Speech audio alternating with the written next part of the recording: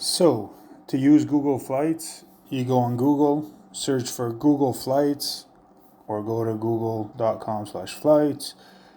Go over to the Google Flights. You can do a round trip if you'd like. Choose where you want to go from. For example, Toronto.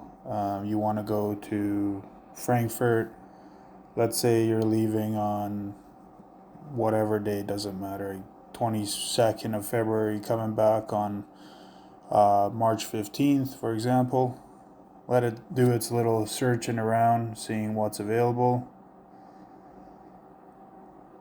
You can see flights already pop up. You can track the prices as you can see here.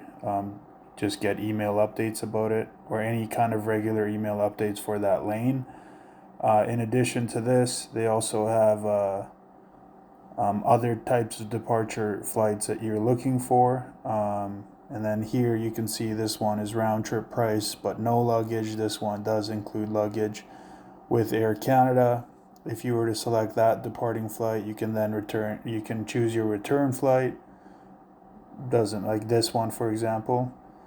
And then there's your flight, your itinerary, and as you can see here, you can book with Air Canada for $1,001 Canadian, and it's a good way to track to see where you can be and where you can book your flights for a lot cheaper, and always book with the airline. So that's my opinion on that. So cheers, hope this helps.